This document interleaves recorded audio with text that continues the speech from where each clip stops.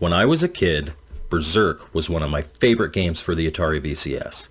And I used to always imagine that I had crash landed on some planet that was run by robots, and it was part of their sadistic amusement to have me wander around in this labyrinth of death, vainly hoping for an escape. But of course, there was no escape. It's Berserk. Berserk was an arcade game, and as such, it was purely about getting points. There was no way to get out of the maze. There was no way to get out of the game alive. Elektronite's newest release, Robot Army, not only has a faithful reproduction of the arcade, but also has a story mode, so that you too may possibly escape the Berserk maze. Probably not though. This game's hard as f***.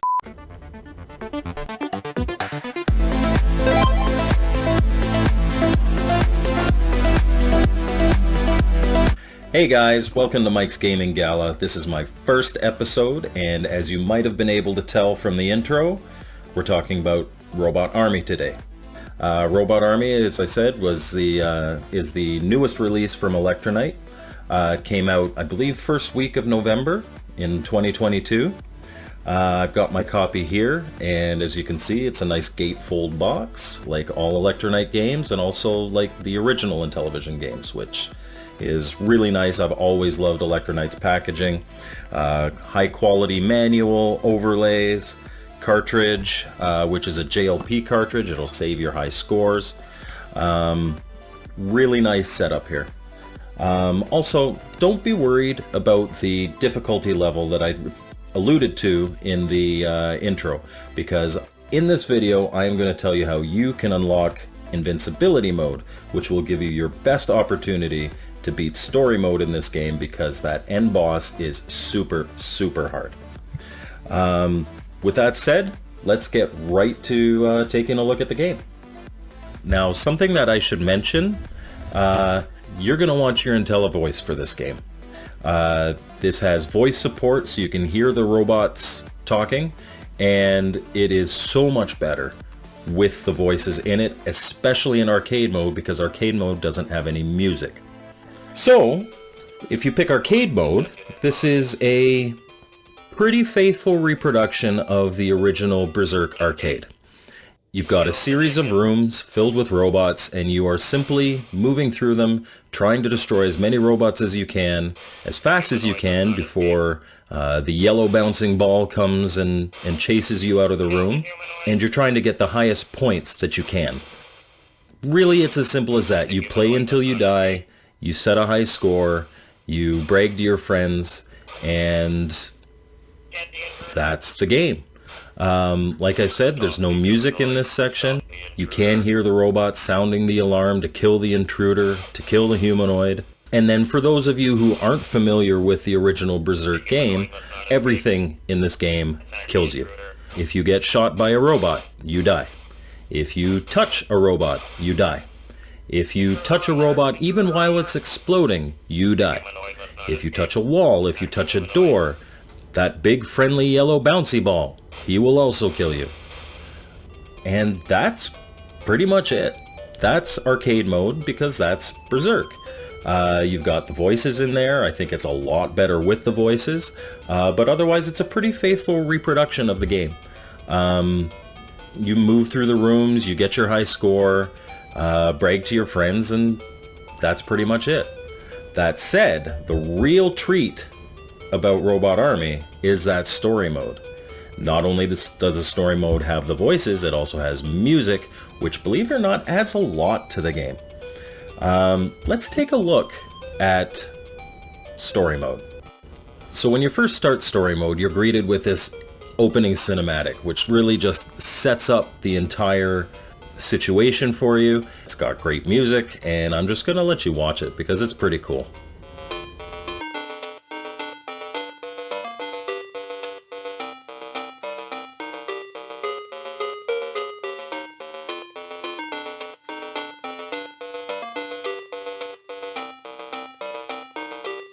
So yeah, you're the only surviving member of your team, you're cybernetically enhanced, and you're gonna find out what the source of this robot insurrection is and destroy it. And immediately you're going to see some differences between arcade mode and story mode. First of all, you'll notice that there are blocked passages here. In story mode, you've got a 10 by 10 grid, and at the center of the grid is where you're trying to get to. Now that means that there's 100 screens to get through to get to the end boss, but having these kind of paths blocked helps guide you in the right direction. And also, you'll notice that when you walk into a room, the door doesn't close behind you like it does in the original arcade game. In the original arcade game, they didn't want you entering and exiting immediately from a room.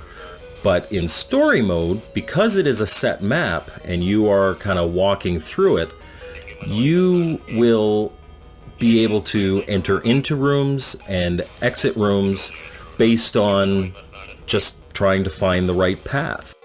One other cool thing about story mode is that if you kill a robot, it stays dead.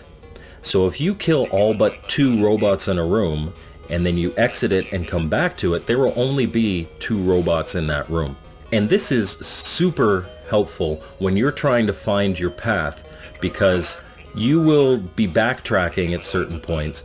And what I like to do is actually clear all the robots out of a room, even if that means like entering and exiting until I've killed them all. And then when you enter a room that doesn't have any robots, you know you've been there. So if you go down a branch or a path and find that you come to a dead end, you can retrace your steps, and once you find a room that has robots in it, you know you haven't been there before. I would say this part of the game is actually easier than the arcade version because, again, you can exit and enter a room to just clear out the last couple robots. If you're in danger, just leave. You can even leave out the door that you came in. You'll never get trapped in that way. And again, I don't think it can be overstated. The music in this game adds so much. Berserk, again, comes from an era where games didn't have music. It was sound effects, and it was very basic sound effects. And just having that bit of music really, and it's an energetic music that keeps you kind of like in the mood of, yeah, I'm trying to find out where these robots are coming from and what's causing this. And I really found it made the playing of Berserk, a game that I already love, so much more fun. Okay, now once you find the center of the maze, you'll be greeted by another cutscene that advances the story and move right into the end boss. I'm not going to show you that cutscene because you have to earn it, and it's going to be a spoiler, so we don't want to do that. But when you get to the end boss, you're going to first face against 2 screens of robots that you have to clear out, and then you will battle the end boss himself. This is where the game is ridiculously hard. Those first 2 screens, they'll be difficult at first, but once you kind of figure out how to manage past them, they're not too bad. They're attainable. But that last boss, it just instantly changes to him and several other robots attacking you, and you've got to fend off everything at once. Sometimes they appear right by you. This is controller throwing moments. Personally, I don't see it as a bad thing though. This is a game that you have to earn victory in. And if you earn that victory, you will truly have something to brag about to all of your friends. So, finding the game super difficult and want some help? There is an invincibility cheat. When you start up your system, press and hold 9 on your controller until you get to the title screen. It can be a little hit and miss sometimes, but if you've done it correctly, you will see right on the title screen it will say Invincibility mode there. And what that does is it doesn't make you invincible. You can still be shot, you can still die. But when you do die, you will not lose a life.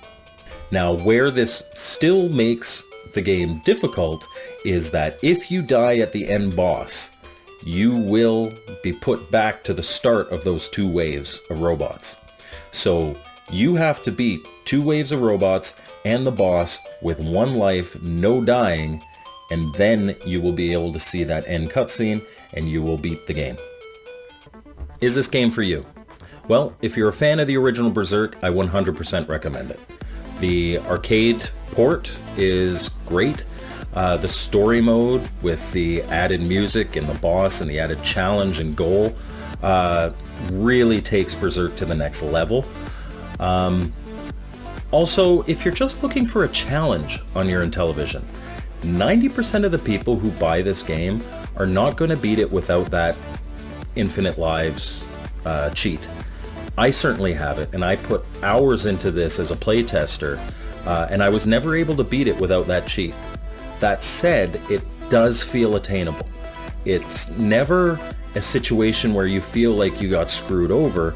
It's just you're not good enough. And I feel that if I keep coming back to this game, which I will because it's fun, that I could beat it. And if you do beat it, you will have bragging rights because, like I said, most people who buy this game probably won't beat it. At least not without that cheat. So yeah, I do recommend this game. I had a lot of fun with it. I'm going to continue to have fun with it because I'm just a big Berserk fan, and this is a great version of it. Thank you so much for watching my video. I hope you found it entertaining. I hope you found it informative and maybe helpful. I'm looking forward to doing a lot more reviews for homebrews on many different systems. So if you wanted to give a subscribe, maybe a like, maybe a comment, they would all help me grow the channel, get better, and I'm looking forward to doing a lot more of these. So we'll see you on the next video.